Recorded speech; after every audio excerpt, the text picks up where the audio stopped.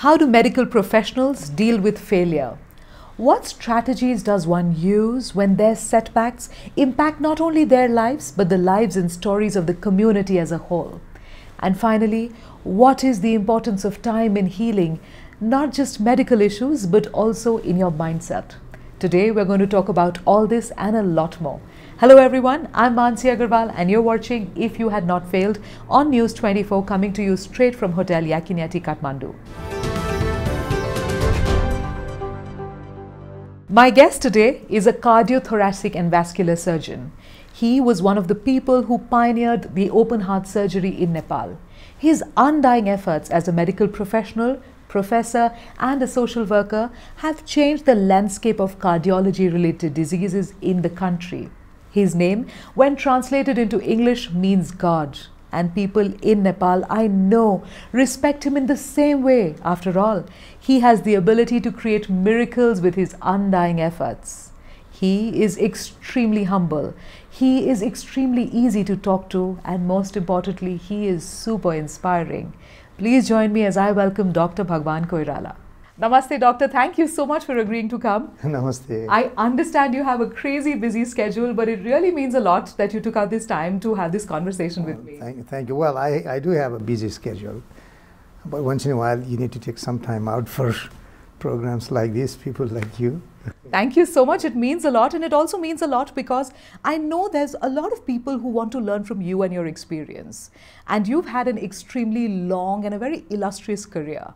But my first question to you would not be about all the good parts. We will start as we normally do. And my first question to you is, what do you consider your greatest failure? In my life? Absolutely. That's a tough question, you know. First of all, I never ventured on any risky business or new initiative that I would have to kind of make a big call and then later on find out that it didn't work out. I always was on my academic career, professional life, and that is always incremental. Right. I mean, it's not a huge risk-taking at any stage of my career. Right. Okay? So I have had a lot of failures. Right. A lot of failures, but you know, very painful for that particular moment. But I wouldn't label them as a failure of my life, man. How would I say that? You know, it's part of life, part of professional thing. I was very upset at times. If you want, I can enumerate a number of those. But you know, these were not failures of life, but it were failures of that particular stage of the academic career or a professional career, whatever you call it. But I've learned to live through those, though. I mean, small or big.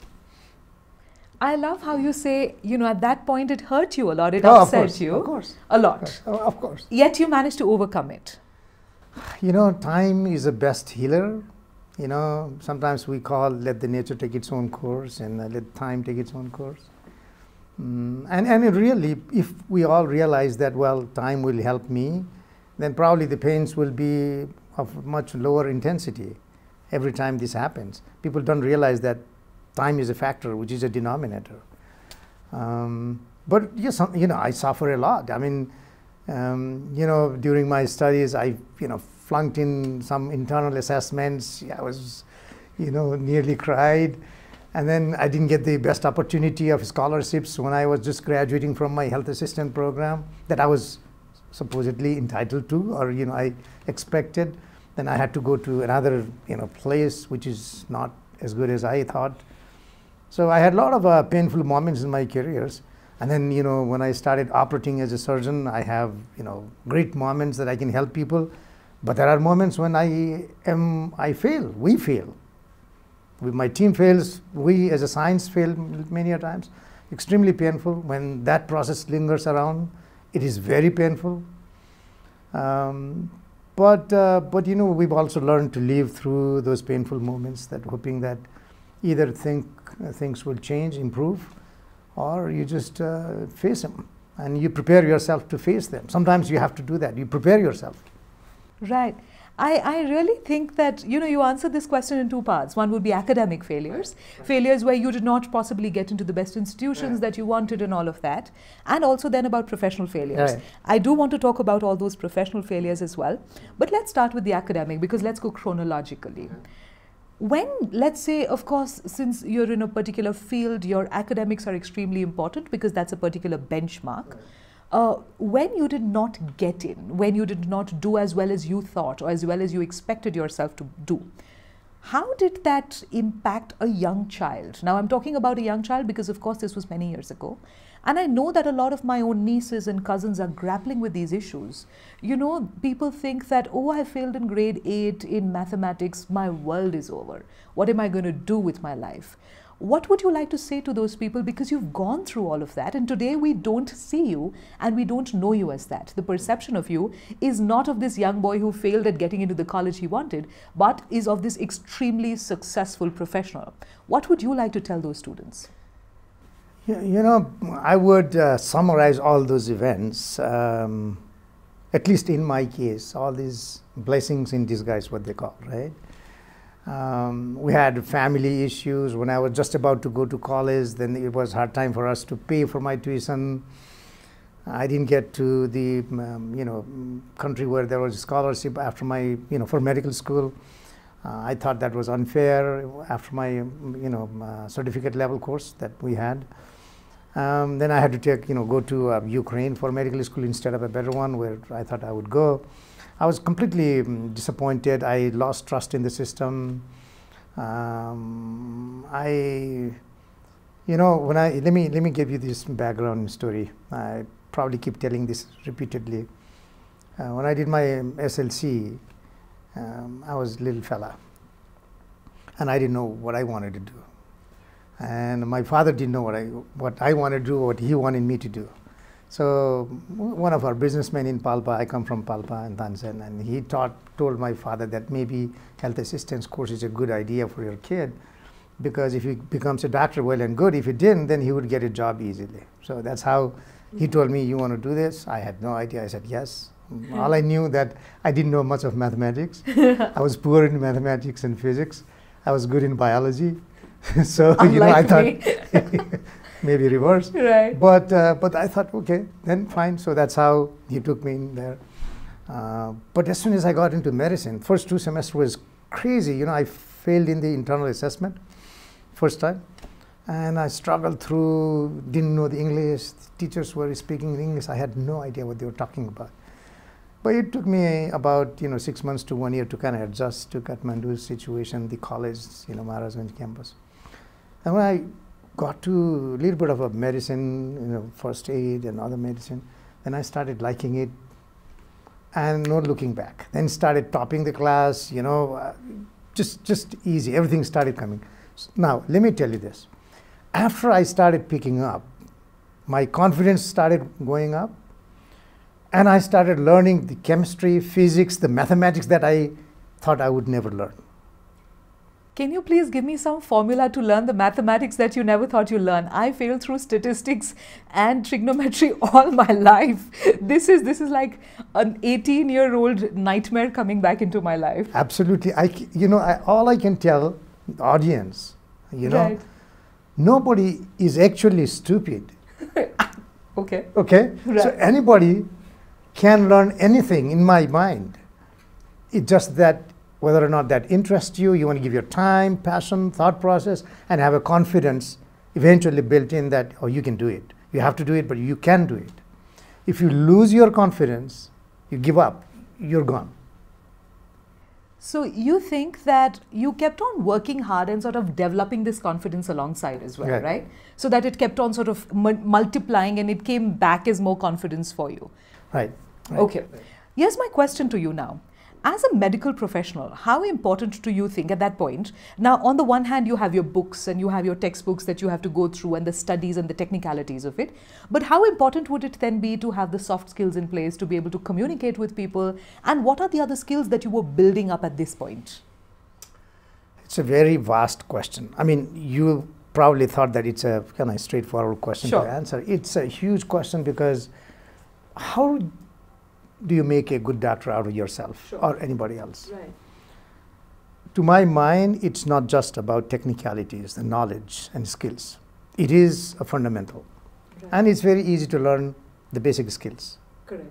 Well, no, I wouldn't call very easy, but they're relatively straightforward. It seems very easy to you. To me, it seems like Hold on a mountain. a second. Let me put this way. Even the rocket science is not a rocket science on a daily basis. These guys keep doing this on an everyday basis. And right? they're trained, right? Yes, they get trained. So that's how we have to look at it. It's a progressive development, progressive growth. Right. And you keep learning, and you earn that skill and knowledge set, Right. and build on that every day. So it's generally not a big change overnight. But what makes a difference, in my view, is, as you rightly asked, what are the other soft skills that you have? How do you perceive yourself in front of the society? What are your obligations, if you like, to the common man, to the people in the country you live, or maybe in the world in a bigger scientific definition? So if you start looking from that point of view, then you have more responsibilities than just treating a patient. We were taught, don't treat a disease, treat a patient. We say now, it's not enough. Treating one patient is not enough. Treating their problems, the problems in the system that makes them unable to achieve them or access them. Big scientists in previous times, last centuries, said physicians are actually the closest people who could do politics. Okay. And why is that? I mean, because we look at a person, not just as a person, but we also look at holistically how the society affects them. What do you do to fix all those origins of disease? We call it social determinants of disease. So that's how we have to look at it. So in that sense, if you really follow, even by the book, that's how we're taught, I mean, in good sense. If you follow them, then you have to look at it beyond a person, beyond disease, beyond a person, and then you see how can you help him. So I always say 1 extra minute of yours to a patient after you finish your last medical work is what matters. right. I'm thinking of an incident when I was delivering my son. The doctor gave me so much of her time and love. I felt at that point I was extremely vulnerable. I was going through a bit of postpartum depression myself. And the doctor gave me so much of her love and so much of her time, and she made me feel so comforted. I don't know what medicine she was putting inside of me. I would never understand that. Right. But just the fact that she was there and she was available, I think that really mentally helped me come out of that dark space. So I love that you bring it forward, and I also like that a person at your position, in your stature, who I know is so extremely busy, also has the sensitivity to still do that 1 extra minute. It really makes a lot of difference, and I think that's wonderful. And we need to learn that. If you're not doing it, we need to learn that. That's how you become effective. Well, I don't know about popularity, I don't know about other things. right, End of the day, what makes you strong is what people think of you. absolutely. So if you want, that's what you have to do. I mean, you can be very limited to your technicalities. Right. That's what is needed from our, professional life. That's basic. But if you want to be a little extra, Right, go 1 extra mile and, kind of stand out, right, then you have to go beyond just a single person's problem. And we're actually mandated by definition to advocate for the patients, the sufferers' cause Right. at a bigger picture, national level, policy Macro level. right. And that's how and then people start trusting you more than an average general doctor. That's amazing. It's also nice to hear the sense of responsibility and the sense of like the macro picture that you bring to the table, Right. and that's really what helps to distinguish and set you apart. I think that's very important for any physician in any country. Of course, not everybody would have the same opportunity to make an impact, Right. and, influence the policies. Right. But that's what we're supposed to do. Great. That's amazing, because again, you all have many insights that people like us normally would not Absolutely. have at all. Absolutely.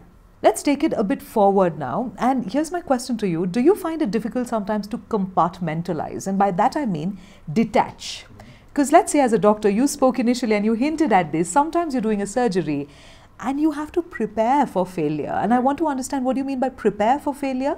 And when you know that potentially this would not go in the way you want, the outcome is not going to be what you were hoping it would be, how do you detach and compartmentalize, and how can you get back to the same thing the next day? How difficult is that? Very, very relevant question. And I would love to spend a minute or something on this. Sure. First of all, detachment probably has two aspects. One, your personal life and a professional life. I generally like to detach them. Do you Don't manage mix up to? too much. I do. I mean, I wouldn't say 100%, but I like to, put them in their own perspectives. You don't want to bring in your own personal things into your professional or career or policy level. Then you mix up everything. You're biased. You're not fair. You can't do it. That's one side of the detachment. It's hard, especially when you do administration. You run institutions. Then you can easily get carried away when your friends ask for something, your family, your relatives, politicians, and whatnot. So you have to make sure that you detach. Now, coming to a more important question that you asked. How do you detach your emotions and spirits from the patient suffering and from the outcome? Right. We are emotional. We have to be, we are, there is no doubt. We feel for him. That's why we work hard. But there is a limit. If you become too emotional, you start losing your rationale. You start probably giving into those emotional things, and sometimes you do too much, which is futile, or sometimes you are scared to do what is necessary to do at some point in time. So you have to be right, being loving and caring and sensitive. You also at the same time have to remain professional, that what your profession allows you to do, gives you the capacity to do. And when you know that you can't help beyond this stage, either because of your ability or because of the nature of the disease, then you have to realize that, well, that's the limit that we have. And I honestly try every time to be honest to the patients. Well, I try because sometimes you may, undermine a little bit and, express some, but I generally talk frankly to the patient that, look, this is my limit, okay? Don't push me too much. I don't know. A lot of people come for any type of problem that you think, oh, you can fix it, help me. I said, no, I don't know this. I don't know this. And even in my cardiac business, cardiac surgical practice, cardiology, I often say, no, I don't know this, and you better go to this guy. He knows better than me. That's one. Secondly, my principle, at least I have learned this way. I think this is how everybody around the world do in medicine, but at least I have learned and practiced in my own life. That is, I give my best when a patient is suffering. I keep my team on the toes. I stand by myself, whenever it's necessary, day and night. We give all our efforts, and when you know that it's not working, the game's over. You have to forget and go to next. You have to stop it at that point. Otherwise, you can't function as a professional. I think, in my view, that's very important, characteristic doctors should have. And when there is a problem, we call it in English, it's better to have a living problem than a dead solution. Right. Okay. So I want to have a living problem. I keep suffering for it. But if the outcome is bad, you have to, accept it and at that moment, and don't carry it back to your home, or sometimes it goes, of course, but then you prepare for next episode. Try to do better, learn better. And that's another thing that maybe, if you don't ask question, I will answer right away, that I have no choice. Only choice in my professional life I have is to try to do better every single day. People praise me, I have to maintain that. I have to work hard. People criticize me, they're upset, I have to make up for it. Right. Only choice I have, try and get better every day. How do you get better every day? My question is, you're saying it with this beautiful smile on your face, but I understand how difficult it would be. You are in an operation theatre. At least you can work harder. If you are not smarter and wiser and more intellect, ever before than before, but you can try harder. You can make sure that you don't, give up. You don't, kind of, work half. So you can always keep trying, do better, go back and, try and compensate for what you couldn't do before. How do you say this to your mind? Yesterday, let's say, something happened. You suffered a failure, a small failure. The outcome wasn't what you expected. Right. How do you have the courage or the confidence? Not the confidence. Of course, you have the confidence because you've done this thousands of times before. You know the courage. You have the courage because you've got that embedded in your head that you've done this before. But how do you pull your mind out of that space where you feel like it's still not sure, you're uncertain, and you're going back into the same battlefield, so to say? What do you tell your mind at that point? First of all, it's easier because that's a new episode. You're not struggling with the same failing episode, right? I mean, you suffer during that period. Right. I terribly suffer. I can't sleep at times, think about a patient, right. think of a lot of options, talk to people, talk to colleagues. But once the game's over, whatever way, then you got to say, okay, what am I going to do? I'm sorry, but I got to help somebody else. Right. But if you can help other guy, then you make up for it, and you generally our outcomes are good. So you're not going to face it every day. Every day, right, of course. And there are so many smiles in so many people's faces every day. They make you forget all those sufferings of recent past. And but again, even if that didn't happen every day, but you have an obligation to help. And there is a problem, people come and say, well, they have trust in you. When they trust you, you can say no. Right. Within your scope of expertise. Right. So we explain, we be honest, we be very frank. Right. But if they say, oh, no, it's a risky business, it's a very complicated operation. No, doc, you do it. We together take the responsibility for it. Let's do it. So I said, fine, we do it. And then that makes it very easy to handle, because both families, the patient, even the patient himself or herself says, okay, you do it, I'm fine. So gaining that confidence takes a long time, but once you have it, it makes your life literally easier.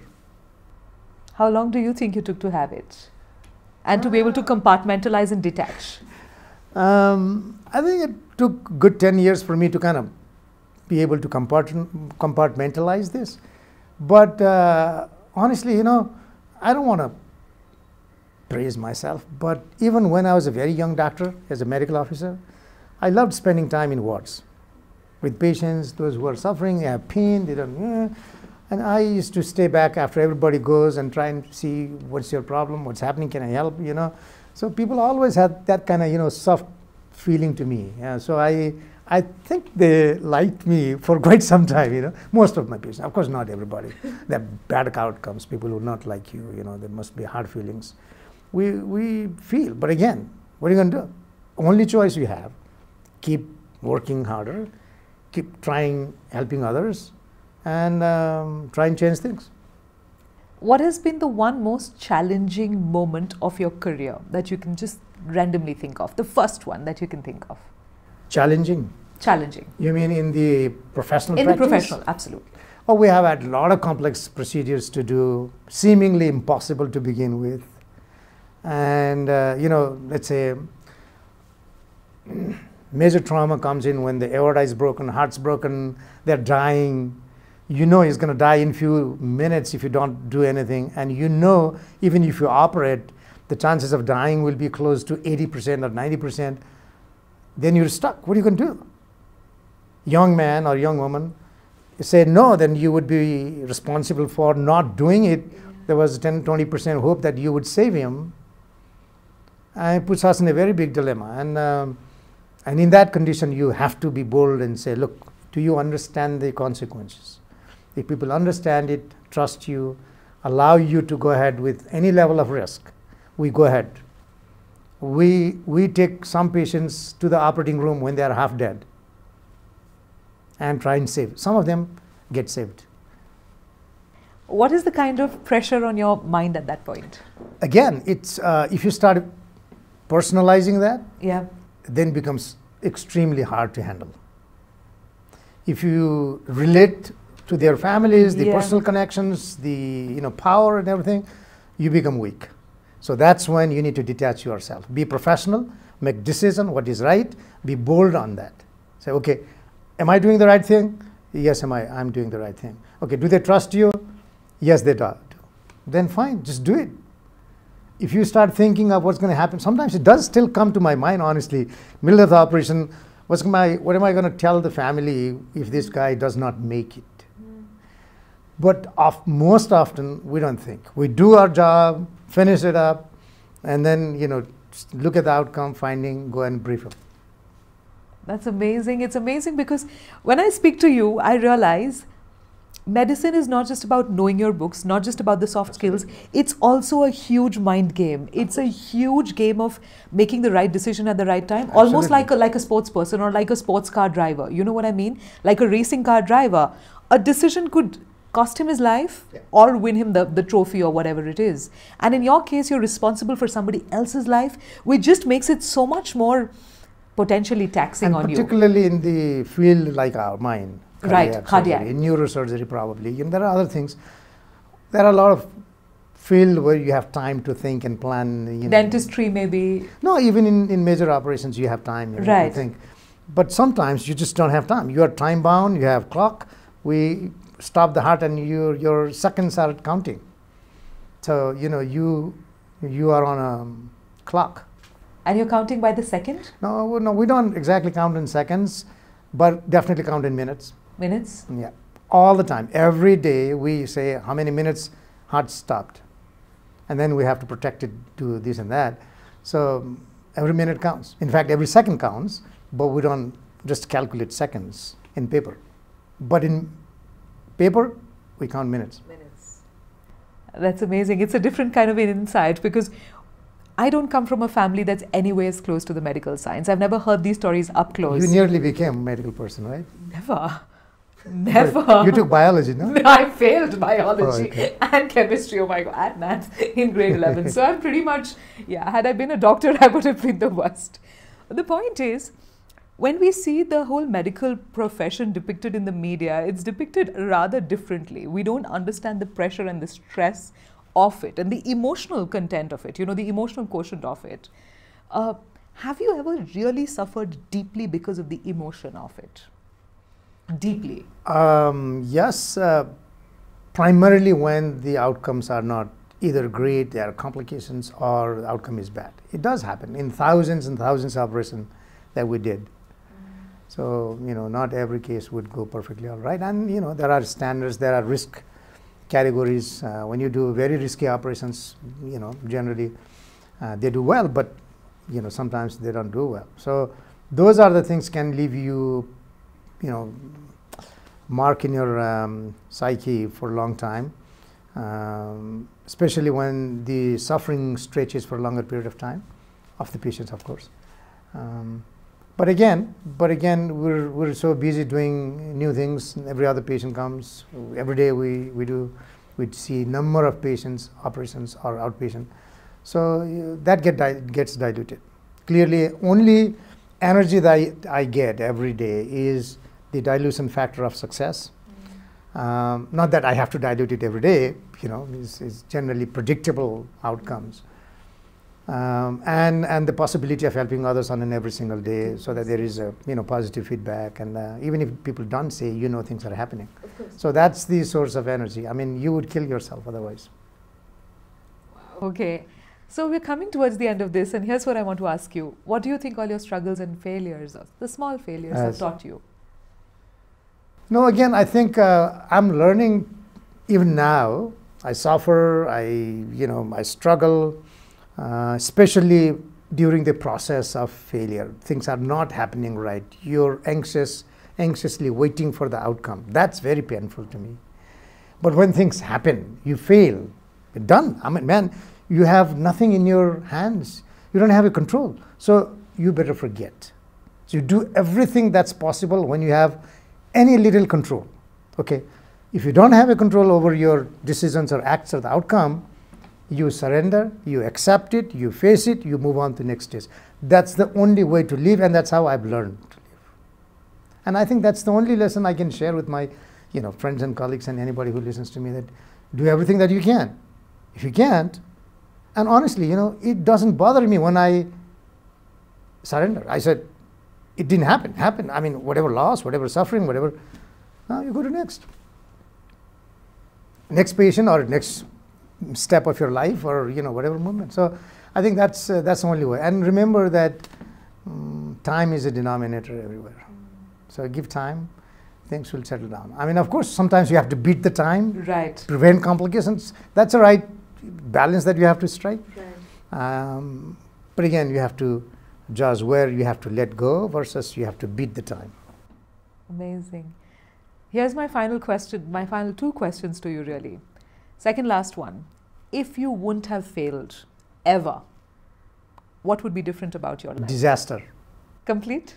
I generally consider myself a lucky person. Right. I have had an opportunity to, suffering at all stages, but opportunity to come from the village to city to right, international levels, come back to the country and work and be right, accepted by the society in general. I had a lot of problems. I mean, I wouldn't say my life is successful. I mean, that's not one phrase that I would say, but generally, it's quite comfortable for me to be a professional here, and I generally see that we have done some good to a lot of patients. It's an opportunity. It's truly an honor. And I don't say this for the sake of camera or something. I truly feel that, come on, man, I've had this much of opportunity. Without spending money from your pocket, you could create institutions. Right. Okay. Okay. Yeah, right. And make a difference in right, professional life and somehow in social life. right. It's an opportunity. So I am very lucky. Could I have done better? Of course. I mean, I'm not a perfectly successful person. All I can tell is I have given what I knew. I don't know much. We're not very intelligent people. At least I'm not. And you're saying this on national television? National, international, wherever you take it. Right. And you don't need to be, I've said that number of times before, you don't need to be smart. You don't need to be very intelligent to do a good job. Right. You just have to have common sense, be honest, be diligent, Right. pick up an agenda, keep doing it for a long time, you will get a good result. And in fact, sometimes very impactful results. Right. And your failures have somehow taught you that? They've given you these little road bumps that have sort of made you introspect and think about these things? Of course, of course. I mean, if we did not suffer through it at every stage of our life, you would never relate to others. So the empathy comes from that? I think so. I think so. You have to make use of those incidences and reflect on them. Try and see from the other angle, as I said, spend one extra minute. Then you would think, oh man, I'm lucky. You don't have to go through all that, and you better prevent that for somebody else. So I think all these sufferings, if you spend time over them, then that would give you feeling that you're lucky, you have to do more, and it's an honor to help others. I love that, Doctor. And on that note, my final question to you here would be this. What would you tell a young student who wants to either become a doctor or a professional in any field, and which requires a lot of study, a lot of work, and sort of working on yourself as well? What would you like to tell them if they are struggling through a bad phase right now, specifically due to the, let's say, the pandemic and the mental stress that's playing on each one of us? What would you like to tell them? First of all, context of pandemic. Look, you and I are alive. Thank God. Thank God. Yeah. And it could have happened that you and I both would have been dead. I'm trying not to think about that right now. No, I'm thinking to feel good about it. Of course. Okay, so that's one. And again, the denominator is time. It will go. I keep saying since last year, look beyond pandemic. We have to look beyond. Right. And one lesson for youngsters. Look, don't count days in your career or months or even years. It's a lifespan. You've got plenty of time to succeed. Don't rush. If you fail in one exam, or if you don't get into MBBS this year, or whatever specialty you want to go, don't worry. The measurement of success will be done. What do you perform for the society after you become professional, and that can be measured in decades, not years. So that's what we have to look at. And it's also not a sprint, it's a marathon, right? It is about not that short run, but it's about those years of practice and those years of building excellence really that matters. And that's what we can see. Absolutely. we never do big things on any single day. We do all little things every single day. And if you keep doing it for 5 years, 10 years, 12 years, that's what happened in our case, if you like. And look back and see that there is a change. Right. So you can see that change every day. No dramatic thing will happen in our lives. I don't believe that. Wow, I love this different perspective of looking at life as a sum total of small ordinary events that adds up into something pretty beautiful and magnanimous at the end.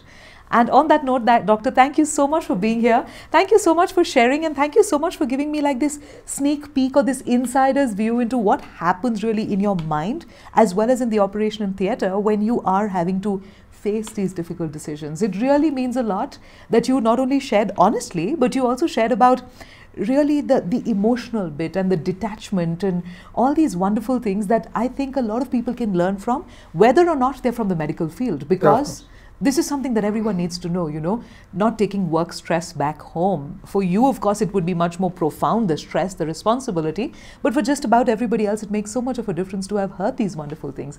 Thank you so much, Doctor. It means a lot that you shared.